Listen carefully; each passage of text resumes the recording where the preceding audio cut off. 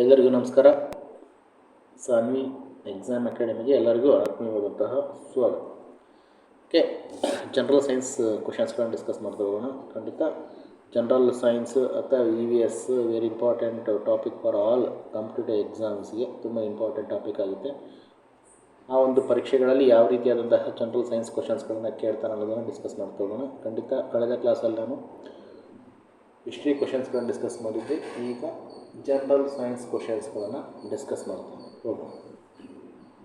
ಹಲವಾರು ಪ್ರಶ್ನೆ ಪತ್ರಿಕೆಗಳ ಜನರಲ್ ಸೈನ್ಸ್ ಕ್ವಶನ್ಸ್ಗಳನ್ನು ಡಿಸ್ಕಸ್ ಮಾಡಿದ್ದೀನಿ. ಇದನ್ನು ಓವರಾಲ್ ಆಗಿ ನಾನು ನಿಮಗೆ ಕೊಡ್ತಾ ಇದ್ದೀನಿ ಅಷ್ಟೇ.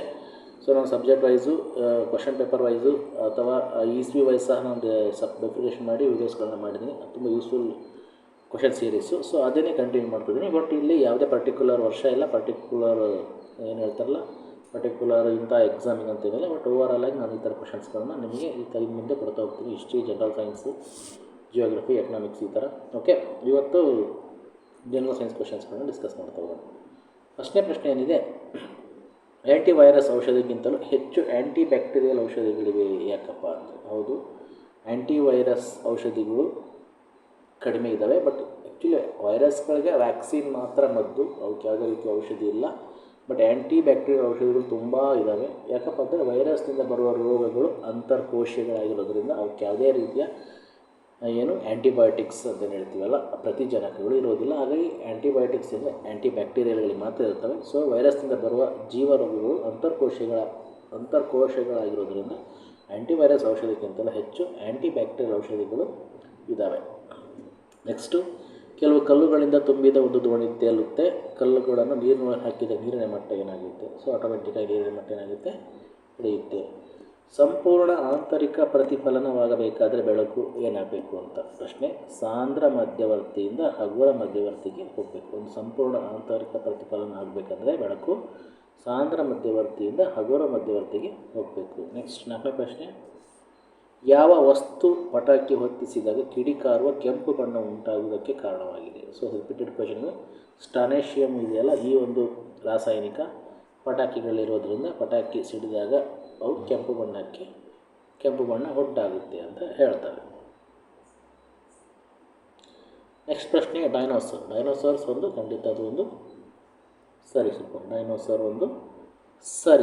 ನೆಕ್ಸ್ಟು 6ನೇ ಪ್ರಶ್ನೆ, ಅತಿ ಚಿಕ್ಕ ಕಾಲಾವಧಿಗಳನ್ನು ಖಚಿತವಾಗಿ ಅಳೆಯಲು ಉಪಯೋಗಿಸುವ ಸಾಧನಗಳು? ಖಂಡಿತವು ಪರಮಾಣು ಗಡಿಯಾರಗಳು. ಅತಿ ಚಿಕ್ಕ ಕಾಲಾವಧಿಗಳನ್ನು ಖಚಿತವಾಗಿ ಅಳೆಯಲು ಉಪಯೋಗಿಸುವ ಸಾಧನಗಳು ಪರಮಾಣು ಗಡಿಯಾರಗಳು. ವೈರಸ್ಗಳ ವಿಶಿಷ್ಟ ಲಕ್ಷಣ ಏನಪ್ಪ ಅಂದರೆ ಅದು ಪೋಷಕಗಳಲ್ಲಿ ಮಾತ್ರ ಅದು ಅನುವರ್ತಿಸುತ್ತದೆ.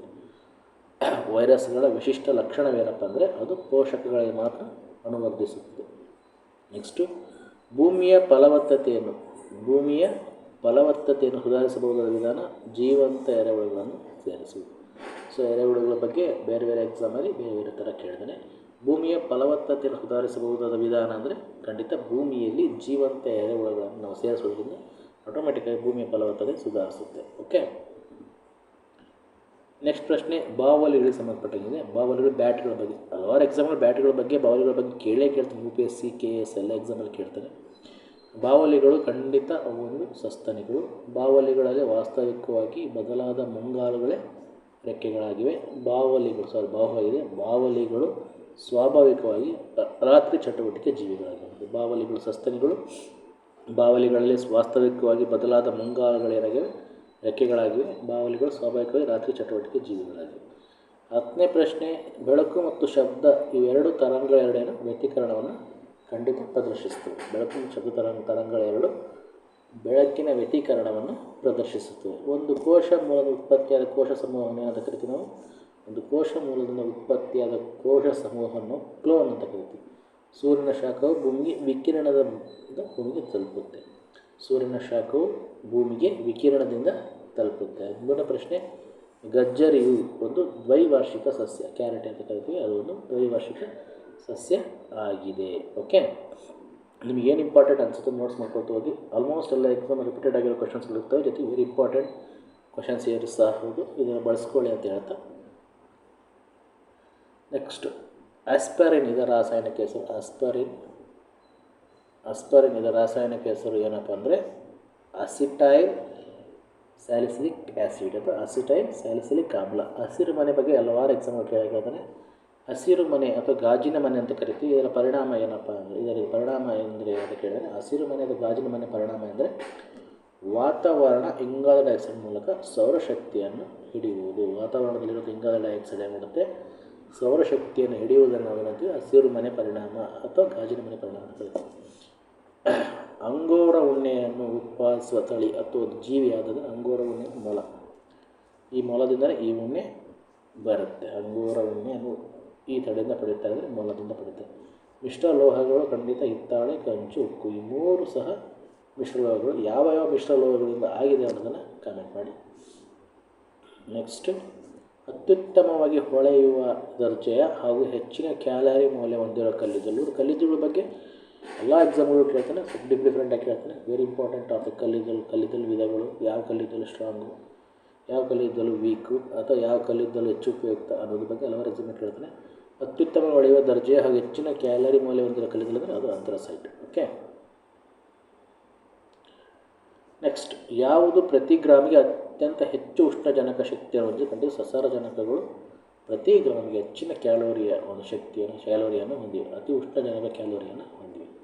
ಪಕ್ಷಿಗಳ ಮುನ್ನಡೆಯ ಚಲನೆ ಹಾಗೂ ಮೇಲ್ಮುಖ ಚಲನೆ ಕಾರಣ? ಖಂಡಿತ ರೆಕ್ಕೆಗಳ ಬಡಿತ. ಪಕ್ಷಿಗಳ ಮುನ್ನಡೆಯ ಚಲನೆ ಹಾಗೂ ಮೇಲ್ಮುಖ ಚಲನೆಯ ಕಾರಣ ರೆಕ್ಕೆಗಳ ಬಡಿತ. ಇನ್ನು ಜೋಡಿಗಳ ಬಗ್ಗೆ ಕೊಟ್ಟಿದ್ದಾರೆ. ಈ ಜೀವಸತ್ವ ಕೊರತೆಯಿಂದ ನಮಗೆ ಬಂಜೆತನ ಉಂಟಾಗುತ್ತೆ. ಕೆ ಜೀವಸತ್ವ ಕೊರತೆಯಿಂದ ರಕ್ತ ಹೆಪ್ಪುಗಟ್ಟುವಿಕೆಗೆ ತೊಂದರೆ ಆಗುತ್ತೆ. ಸಿ ಜೀವಸತ್ವ ಕೊರತೆಯಿಂದ ಸ್ಕರ್ವಿ ರೋಗ ಬರುತ್ತೆ. ಡಿ ಜೀವಸತ್ವ ಕೊರತೆಯಿಂದ ರಿಕೆಟ್ಸ್ ಬರುತ್ತೆ. ಸಾಕಷ್ಟು ಬಾರಿ ಎಕ್ಸಾಮ್ಗಳು ರಿಪೀಟೆಡ್ ಆಗಿರೋ ಕ್ವಶನ್ಗಳು. ಪ್ರೆಷರ್ ಕುಕ್ಕರ್ನಲ್ಲಿ ಆಹಾರವನ್ನು ಬಹಳ ಬೇಗ ಬೇಯಿಸುತ್ತೇವೆ. ಇದನ್ನು ಬಹಳ ಬೇಗ ಬೇಯುತ್ತೆ. ಕಾರಣ ಏನು ಅಂತ ಕೇಳಿದರೆ ಏನೆಲ್ಲ ಹೆಚ್ಚಿನ ಒತ್ತಡದಲ್ಲಿ ಕುದಿಯ ಬಿಂದು ಏನಾಗಿರುತ್ತೆ ಹೆಚ್ಚಾಗಿರುತ್ತೆ. ಹೆಚ್ಚಿನ ಒತ್ತಡದಲ್ಲಿ ಕುದಿಯ ಬಿಂದು ಹೆಚ್ಚಾಗಿರುತ್ತೆ. ಓಕೆ, ಇಷ್ಟೇ. ಸರಿಯಾದ ಜೋಡಿಗಳು. ಕ್ಯೂಸೆಕ್ಸ್ ಈ ಒಂದು ಯೂನಿಟನ್ನು ನೀರಿನ ಹರಿಯುವಿಕೆ ವೇಗವನ್ನು ತಿಳಿಯಲಿಕ್ಕೆ ಬಳಸ್ತೀವಿ. ಬೈಟ್ ಅನ್ನೋ ಯೂನಿಟನ್ನು ಗಣಕಯಂತ್ರ ಅಂದರೆ ಕಂಪ್ಯೂಟರ್ ಜ್ಞಾಪಕ ಶಕ್ತಿ ಮೆಮೊರಿಯನ್ನು ಅಳೆಯುವುದಕ್ಕೆ ಬಳಸ್ತೀವಿ. ರಿಕ್ಟರ್ ಭೂಕಂಪಗಳ ತೀವ್ರತೆಯನ್ನು ಅಳೆಯೋದಕ್ಕೆ ಬಳಸ್ತೀವಿ. ಬಾರನ್ನು ಪ್ರೆಷರ್ ಒತ್ತಡವನ್ನು ಅಳೆಯೋದಕ್ಕೆ ಬಳಸ್ತೀವಿ. ಕಾಮನ್ ಸೆನ್ಸ್ ಕ್ವಶನ್ಸು, ತುಂಬ ಈಸಿ ಕ್ವಶನ್ಸು, ಕೆಲವು ಎಕ್ಸಾಮ್ ರಿಪೀಟೆಡ್ ಆಗಿದೆ. ಮತ್ತು ಸರಿಯಾದ ಜೋಡಿಗಳು. ಅನಿಮೋಮೀಟರ್ ಗಾಳಿಯ ವೇಗವನ್ನು ಖಂಡಿತ, ಅಮೀಟರ್ ವಿದ್ಯುತ್ ಪ್ರವಾಹ, ಟ್ಯಾಕೋಮೀಟರ್ ಸುತ್ತುವ ವೇಗ, ಪೈರೋಮೀಟರ್ ಅತಿ ಉಷ್ಣತೆಗಳು. ನಿಮಗೇನು ಇಂಪಾರ್ಟೆನ್ಸ್ ಅಂತ ಖಂಡಿತ ನೋಟ್ಸ್ ಮಾಡ್ಕೊಳ್ಳಿ ಅಂತ ಹೇಳ್ತಾ, ನೆಕ್ಸ್ಟ್ ನ್ಯೂಟ್ರಾನನ್ನು ಕಂಡುಹಿಡಿದವರು ಯಾರು ಅಂತ ಕೇಳಿದರೆ ನ್ಯೂಟ್ರಾನನ್ನು ಕಂಡುಹಿಡಿದವರು ಜೇಮ್ಸ್ ಜಾಡ್ವಿಕ್ ನ್ಯೂಟ್ರಾನನ್ನು ಕಂಡುಹಿಡಿತಾನೆ. ಒಟ್ಟು 25 ಕ್ವಶನ್ ಡಿಸ್ಕಸ್ ಮಾಡಿದ್ದೀನಿ. ಖಂಡಿತ ಈ ಒಂದು ನಂಬರ್ನ ಜಾಸ್ತಿ ಮಾಡ್ತೀನಿ. 50, 60 ಈ ಥರ ಕ್ವಶನ್ಸ್ಗಳನ್ನು ಡಿಸ್ಕಸ್ ಮಾಡ್ತಾ ಹೋಗ್ತೀನಿ. ಫಸ್ಟ್ ಅಲ್ವಾ, ಸ್ವಲ್ಪ ನಿಮ್ಮ ಒಂದು ರೆಸ್ಪಾನ್ಸ್ ನೋಡಿಕೊಂಡು ವೀಡಿಯೋಸ್ಗಳನ್ನ ಜಾಸ್ತಿ ಮಾಡ್ತಾ ಹೋಗ್ತೀನಿ. ಇದೇ ಥರ general science, EVS, geography, economics ಇದೇ ಥರ ಕ್ವಶನ್ಸ್ಗಳನ್ನು ವೆರಿ ಇಂಪಾರ್ಟೆಂಟ್ ಕ್ವಶನ್ ಸೀರೀಸ್ನ ಕೊಡ್ತಾ ಹೋಗ್ತೀನಿ ಅಂತ ಹೇಳ್ತಾ, ನನ್ನ ಕಂಟೆಂಟ್ ಇಷ್ಟ ಆಗುತ್ತೆ ಎಕ್ಸಾಮ್ ಮಾರ್ಕ್ಸ್ಗಳು ಶೇರ್ ಮಾಡಿ ಅಂತ ಹೇಳ್ತಾ, ಹಾಗೆಯೇ ಸಬ್ಸ್ಕ್ರೈಬ್ ಮಾಡ್ಕೊಳ್ಳಿ ನೋಡೋರು ಕಡೆ ಸಬ್ಸ್ಕ್ರೈಬ್ ಮಾಡ್ಕೊಂಡು ನೋಡಿ ಅಂತ ಹೇಳ್ತಾ ಈ ಕ್ಲಾಸ್ಗೆ ಇಲ್ಲಿ ಮುಗಿಸ್ತಿದ್ದೀನಿ. ಒಂದು ಸೆಕೆಂಡ್ ಥ್ಯಾಂಕ್ ಯು.